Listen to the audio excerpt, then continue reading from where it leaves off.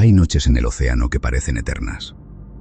Noches en las que el agua y el cielo se funden en una misma oscuridad sin bordes, sin referencias, sin orillas. Noches en las que uno podría creer, con los ojos cerrados, que el mundo entero no es más que un inmenso vacío azul. Esta es la historia de una de esas noches. Pero esta noche no terminó en silencio. El 14 de septiembre de 2019, el crucero Adriatic Pearl navegaba por las aguas del Mediterráneo Oriental, a más de 120 millas náuticas de la costa más cercana. A bordo viajaban 832 personas, pasajeros, tripulantes, personal de servicio. Todos ellos, en ese momento, dormían. Ninguno sabía que en cuestión de horas, ese barco desaparecería bajo el agua, y que sobrevivir dependería únicamente de los segundos que tardaran en reaccionar. Marcos Villarreal tenía 37 años cuando subió al Adriatic Pearl. Era arquitecto en Madrid, un hombre acostumbrado a los plazos imposibles, a los clientes exigentes, a las noches frente a la pantalla calculando ángulos y resistencias.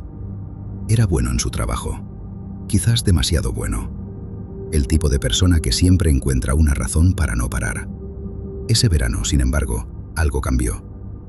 Después de la separación de una relación de casi 8 años y tras varios meses de un agotamiento que ya no podía disimular ni con café ni con rutina, Marcos tomó una decisión que rara vez tomaba: desconectarse.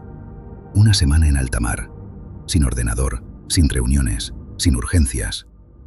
El Adriatic Pearl era exactamente lo que necesitaba. Un crucero de lujo de 200 metros de eslora, con capacidad para más de 600 pasajeros, piscinas en cubierta, restaurantes con vistas al horizonte y noches de música suave bajo las estrellas. Un mundo flotante diseñado para hacer olvidar que el mundo real existe. Durante los primeros 3 días, Marcos durmió más horas seguidas que en los últimos 6 meses. Se sentó en la cubierta principal con un libro que nunca terminó de leer. Dio atardeceres. Respiró. Por primera vez en mucho tiempo, no pensó en nada. La noche del 4.º día, se fue a dormir pronto. El mar estaba tranquilo. El barco apenas se mecía. Fueron las vibraciones lo primero que lo despertó. No era el movimiento habitual del barco, ese balanceo suave y rítmico al que uno termina acostumbrándose, como si fuera el latido de una criatura viva. Era algo distinto. Una sacudida profunda, casi subterránea, como si algo enorme hubiera golpeado el casco desde abajo. Marcos abrió los ojos en la oscuridad de su camarote. Escuchó. Silencio. Y luego, de nuevo, esa vibración, esta vez más prolongada. Desde el pasillo llegaban pasos rápidos, demasiado rápidos para ser normales. A través de la puerta entrecerrada se escucharon voces de la tripulación hablando en voz baja, pero con un tono que no era el del servicio habitual. Era el tono de alguien que está conteniendo algo. Un anuncio por megafonía, extrañamente breve, pidió a los pasajeros que permanecieran en sus camarotes por precaución. No dio explicaciones. Fue la ausencia de explicaciones lo que lo hizo todo más inquietante. Marcos se sentó en el borde de la cama. En ese momento, sin entender todavía qué estaba ocurriendo, sintió algo que no había sentido en mucho tiempo: miedo. Lo que los investigadores reconstruirían semanas después fue lo siguiente. El Adriatic Pearl había colisionado con una masa rocosa submarina no registrada en las cartas náuticas de la zona. Un afloramiento de roca calcárea a escasos 15 metros de profundidad, invisible en la oscuridad, invisible en los radares, invisible hasta que el casco del barco lo encontró a 12 nudos de velocidad. El impacto abrió una grieta de casi 8 metros en la sección de proa del casco inferior. El agua comenzó a entrar de inmediato, no en forma de cascada, no todavía, sino como un susurro que se va convirtiendo en un rugido. En la sala de máquinas, las alarmas comenzaron a sonar al mismo tiempo. Las luces de emergencia tiñeron los pasillos de un rojo pálido. El barco, lentamente, comenzó a inclinarse hacia babor. Apenas unos grados al principio, suficientes para que los vasos sobre las mesas empezaran a deslizarse.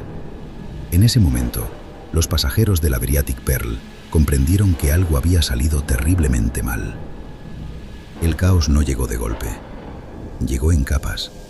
Primero fueron las preguntas, los golpes en las puertas, los pasajeros asomándose a los pasillos con los ojos adormilados y la confusión en el rostro. Luego fueron los gritos, cuando la inclinación del barco se hizo imposible de ignorar. La tripulación intentó mantener el orden. Los oficiales gritaban instrucciones, señalaban los puntos de reunión de emergencia, repartían chalecos salvavidas con la urgencia contenida de quien sabe que el tiempo se acaba. Pero 800 personas aterradas en un espacio cerrado generan una presión que ningún protocolo puede controlar del todo. Marcos salió de su camarote con el chaleco salvavidas mal abrochado y los pies descalzos. El pasillo estaba inclinado. No mucho, pero lo suficiente para que caminar en línea recta requiriera esfuerzo. Las maletas de alguien habían rodado hasta el fondo del corredor. Una mujer lloraba sentada en el suelo, abrazando a un niño pequeño. Él la ayudó a levantarse. No dijo nada. No había palabras útiles en ese momento. Las escaleras hacia la cubierta principal se habían convertido en una corriente humana imposible de contrarrestar. Marcos subió aferrado a la barandilla, con la inclinación del barco empujándolo constantemente hacia la izquierda. El aire olía a sal, a metal caliente, a miedo colectivo. Cuando llegó a la cubierta exterior, el viento lo golpeó con fuerza. El océano estaba negro y agitado, y la línea del horizonte, que hasta esa noche había sido una línea recta y tranquila, ahora se inclinaba de manera extraña, como si el mundo entero hubiera perdido su equilibrio. Las balsas salvavidas se estaban desplegando a lo largo del costado del barco. Los tripulantes ayudaban a subir a los pasajeros con una eficiencia mecánica que contrastaba con el pánico que los rodeaba. Marcos esperó su turno. Vio a una pareja mayor tomarse de las manos antes de bajar. Vio a un hombre que perdía su chaleco y lo recuperaba de manos de un desconocido. Cuando llegó su turno, saltó. El impacto con el agua fue brutal, aún dentro de la balsa. El frío del Mediterráneo en septiembre no es el frío de los polos, pero a las 3 de la madrugada, empapado, con el viento soplando desde el norte, es suficiente para recordarle al cuerpo lo que vale la vida. Desde la balsa, Marcos vio cómo el Adriatic Pearl desaparecía. No fue rápido, fue lento, casi majestuoso en su horror. La proa se hundió primero, arrastrando consigo las cubiertas inferiores, las ventanas iluminadas que parpadeaban antes de apagarse para siempre. La popa se alzó brevemente sobre el agua, como si el barco intentara resistir un último instante, mostrando sus hélices al cielo vacío. Y luego, con un sonido que ninguno de los supervivientes olvidaría jamás, el océano se lo tragó. El agua donde había estado el barco quedó cubierta de escombros, de objetos flotantes, de pequeñas luces de emergencia que parpadeaban en la oscuridad como constelaciones a la deriva. Y luego, silencio. Marcos miró ese silencio durante mucho tiempo. No pensó en nada. A veces, el horror es demasiado grande para ser pensado. Pasaron 3 horas y 40 minutos entre el hundimiento del barco y la llegada de los primeros equipos de rescate. 3 horas y 40 minutos en una balsa a la deriva en el Mediterráneo, rodeado de desconocidos, con el frío instalándose progresivamente en cada músculo, en cada hueso. El miedo tiene una textura particular cuando ya ha ocurrido lo peor. Ya no es el miedo anticipatorio, el que paraliza antes del golpe. Es algo más sordo, más frío, más parecido a la resignación. Marcos se ocupó de mantenerse activo. Ayudó a otros a estabilizarse dentro de la balsa, contó a las personas que había a bordo, organizó turnos para mantener el vigía. Hacer algo, cualquier cosa, era la única forma de mantener a raya el colapso. A su alrededor, el océano seguía siendo negro e inmenso. Las estrellas, sin la contaminación lumínica del barco, eran ahora extraordinariamente brillantes.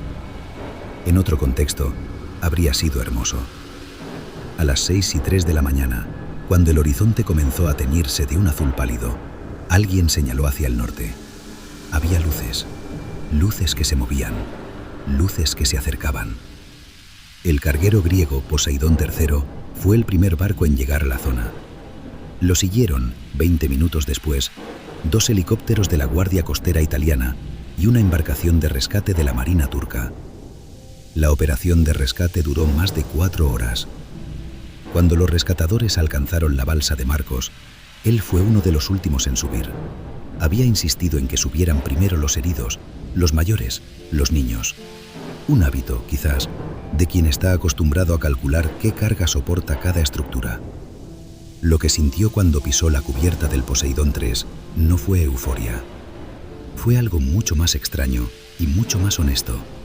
La sensación de que el suelo era sólido, de que no se movía, de que el mundo, por debajo de sus pies, volvía a ser firme. Se sentó en una manta isotérmica, rodeado de supervivientes que lloraban o dormían o miraban al vacío con la expresión de quienes han visto algo que no tiene nombre. Alguien le puso una taza caliente entre las manos y Marcos Villarreal, que no había llorado en años, no pudo evitar hacerlo. De las 832 personas a bordo del Adriatic Pearl, 811 fueron rescatadas con vida. 21 no lo lograron. Sus nombres fueron leídos en voz alta 2 semanas después, en una ceremonia al borde del mar, mientras el viento soplaba hacia el horizonte. Hay una pregunta que persiste cuando uno escucha historias como esta. No es la pregunta técnica sobre cómo falló el casco o qué protocolos deberían haberse activado antes. Es una pregunta más antigua y más incómoda. ¿Qué somos cuando el suelo desaparece bajo nuestros pies? Marcos Villarreal volvía a Madrid 3 semanas después. Volvía a su estudio, a sus planos, a sus cálculos. Pero algo en él había cambiado de manera irreversible. No de forma dramática, no de golpe, sino de la manera en que cambian las cosas cuando uno ha estado muy cerca del límite y ha visto, desde allí, lo que realmente importa. La fragilidad no es una debilidad. Es el nombre honesto de la condición humana. Navegamos por océanos enormes en estructuras que construimos con nuestras propias manos y nuestra propia inteligencia, convencidos de que hemos dominado el peligro. Y luego, en la oscuridad de una noche que parecía tranquila, el océano nos recuerda que siempre ha sido más grande que nosotros. Y sin embargo, seguimos construyendo, seguimos navegando, seguimos subiendo a bordo con la esperanza intacta de que llegaremos al otro lado. Quizás eso, más que cualquier otra cosa, es lo que nos define.